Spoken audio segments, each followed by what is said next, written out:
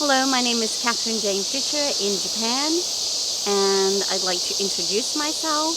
I am originally from Australia and came here to Japan in the 1980s, and with my family, my mom and dad, and I was a TV model at that time, but unfortunately in 2002 I became a victim by the United States military, and I was raped by one of the U.S. military servicemen stationed here in Japan. So I went to the Japanese police, and they treated me like a criminal, like an animal. I didn't have any underwear, or I needed immediate health care, and of course to preserve the evidence I needed to get to the hospital, but that was denied, and they kept me, I would say, hostage in their police station because hostage means they won't let you go. So I was kept there for over 13 hours. When I was finally allowed to, go to the hospital, they still didn't let me leave. And so not only did the U.S. military servicemen traumatize me, so did the Japanese police. And during my court trial, actually the U.S. military servicemen fled Japan during my trial, and the American military and the Japanese government would do nothing about it. So because, it wasn't important to them. Years later, so the man who raped me fled Japan, and I asked the Japanese government and the U.S. military to help me, but they refused to. And I said, but what about the status of forces agreement? There's an agreement between Japan and the U.S., and in Article 16 it says respect the laws of Japan. But they said to me, well, it only says respect and it doesn't say obey, so there's nothing we can do. So I decided at that point that I was going to change that Article 16. So for the past 23 years, I have been trying to change Article 16 from respect the laws of Japan to add obey the laws of Japan. And a lot of people might be thinking, like, so what does that have to do with me? What is Catherine doing which is going to have, any kind of significance to anybody in the U.S.? Well, what happens is they have been sending these rapists back to the USA. So there's even like a documentary film about one guy his last station was Okinawa, but then when he went to the U.S., he was arrested for raping and murdering women and burying them in his back garden, and there's a Netflix film about him. There have been other cases. Well, there's a case about Yumiko. She was only 6 years old. This is just heartbreaking. I've been advocating for 23 years, but even if I try to even think about it now, it's just heartbreaking. And so she was only 6 years old. She was raped, mutilated, and thrown in the trash. And that's how I feel the Japanese government and U.S. military have been treating us, like trash. Ever since 1945, there has been 210,000 crimes and accidents that have happened in Japan. 210,000 crimes and accidents. And out of those 210,000 crimes, I am the only woman of U.S. military crimes who has broken the silence in Japan. Me. Only one. And I'm not even Japanese. So, of course, it's been a really, really long, hard battle for me, but I knew that if these rapists and murderers are being sent back to the USA, this is not only a problem for Japan, it's a problem for the people in the USA as well, because they are unknowing. They don't know what has been going on in Japan. And so for the past 22 years, I have been busy writing my next book, which is Breaking the Silence in Japan, Conversations with My Father. And it's about my 23 years journey, about how I have been breaking the silence and trying to change the status of forces agreement to eradicate these crimes, and these rapists and murderers will not be sent back to the USA to commit crimes there as well. So I'd just like to show you this next, and I'll just put this down over here. When I was raped, I thought that I must be the first rape victim in Japan, because I had never heard of anything in the news ever before.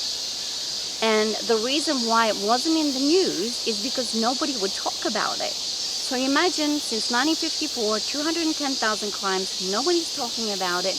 If they do, secret police are going to follow you. You know, what is going to happen?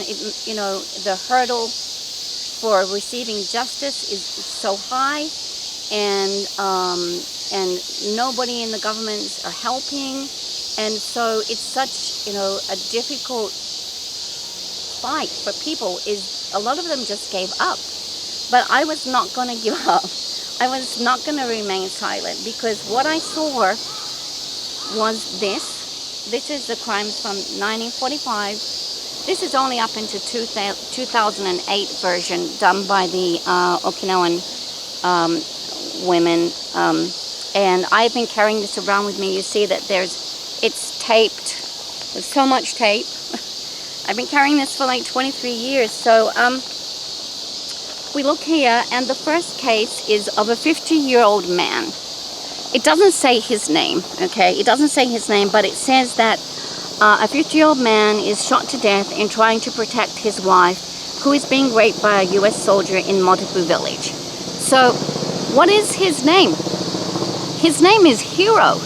That's what he is. He was a hero trying to save his wife. So, you know, the cases go on and on and on here. You can see. And I'm like wondering, like, you know, all of these cases.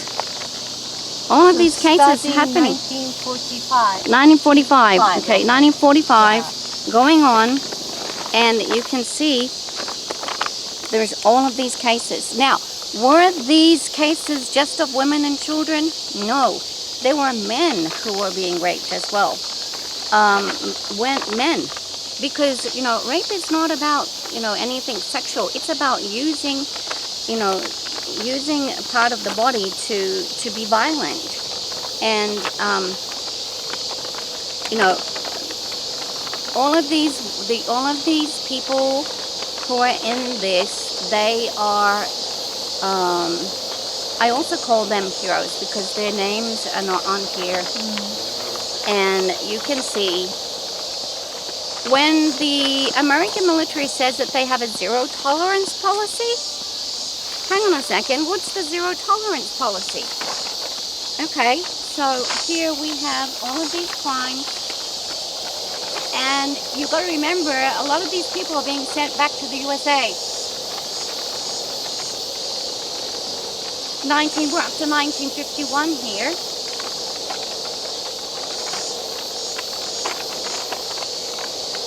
These cases are not just like I mean, here. 1953, a 6-year-old Yumiko living in Ishikawa City is abducted, raped, and murdered by a GI. He was at the Kadena Air Base. Now, she was thrown in the trash, mutilated and thrown in the trash. But just 1 week later, a 9-year-old girl was kidnapped. Even homeless women who were under bridges were being raped. Okay.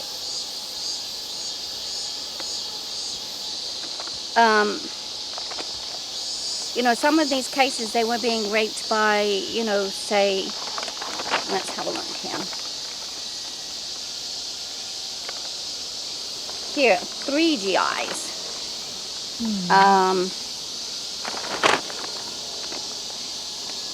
These are just, I mean, it just goes on and on and on and on. But this one is only up until 2008, okay? This is only up until 2008. And so these people who were victims by United States military are not numbers. They're not mere numbers. 210,000 crimes and accidents are not numbers. They are innocent victims. And so I could not turn my back. And when I found out this, you know, when I went to United Nations or speaking to world organizations, I am saying change the Article 16 of the Status of Forces Agreement. If that says obey the laws of Japan, that means that the US military that commit the crimes here, they will have to take responsibility. They will be put in prison, and then they won't be able to go back to the USA and commit other crimes. So this is my story, my fight, my battle. But I have been fighting this for the past 23 years. And, you know, we are all getting older, and, you know, I really do hope that I can have more support from people in the US, that we can change these laws, that I can reach President Trump so he can know what's going on here. You know, we could say that people don't know what's going on, okay? But if they do know what's going on, and they have the bystander effect, we will never end the violence. And I've done all I can.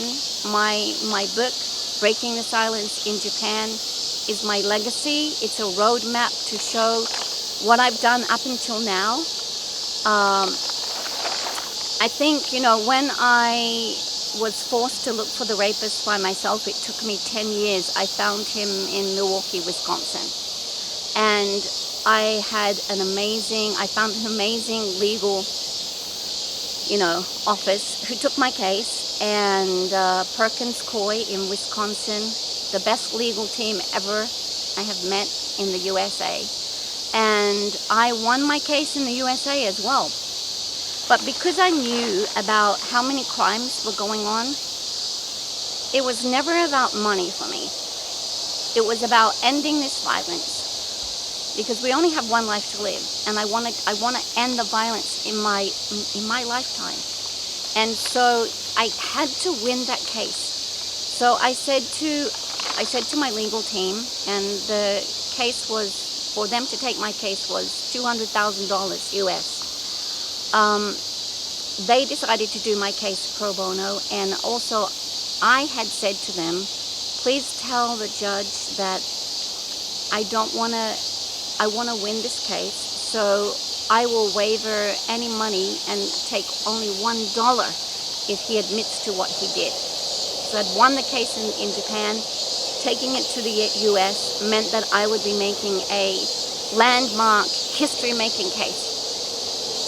So I won. So for $1, I won the first case in 2013. And in 2017, Taylor Swift did a $1 case. So I set the precedent for other women around the world. But we have to understand, it's not only women, it's men, it's children.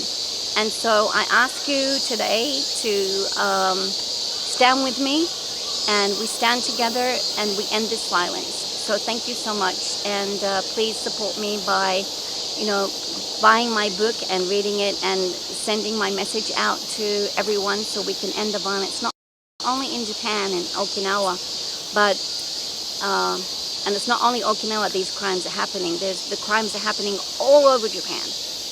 Okinawa might be the big fire, but there's little fires in other places, Yokosuka, if we imagine them as fires. And we can't just say, let's put out the fire at Okinawa. We have to put out the fires everywhere, all over the world, so that no one is left behind. Because every human being on this earth counts.